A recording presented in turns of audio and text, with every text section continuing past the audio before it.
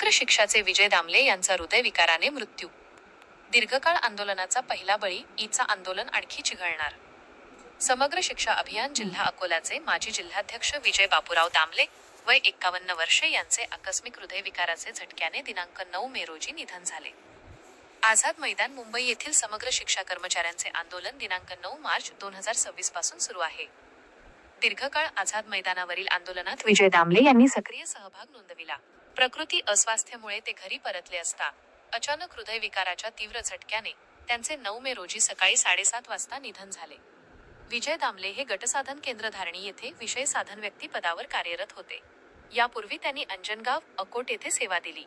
अकोला जिल्ह्याचे संघटनेचे नेतृत्व सुद्धा त्यांनी अनेक वर्ष केले. काल त्यांना अचानक हृदयविकाराचा तीव्र झटका आला. रात्री परतवाडा येथील एका खासगी रुग्णालयात भरती केले असता त्यांनी औषधोपचाराला योग्य प्रतिसाद न दिल्याने शनिवारी सकाळी निधन झाले.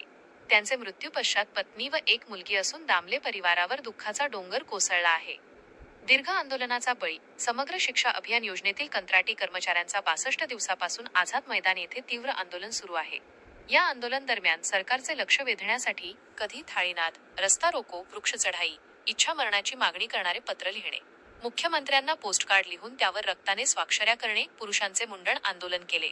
8 तारखेला पुरुषांनी भर उन्हात दिवसभर बसून प्राणांकित आत्मक्लेश आंदोलन केले.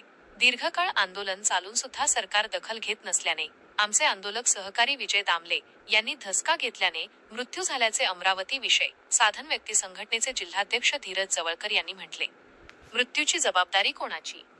9 मार्च पासून आझाद मैदानावर सुरू असलेल्या या आंदोलनाला राज्यातील अनेक आमदार, खासदारांनी भेट दिली. मात्र सरकारमधील एकाही मंत्र्याला या कर्मचाऱ्यांची भेट घ्यावीशी वाटली नाही. अखेर महिलांनी 8 मेला सामूहिक पद्धतीने मुंडण आंदोलन करण्याचा इशारा दिल्यावर सरकारने दिनांक मे 14 रोजी बैठकीचे आयोजन केले आहे.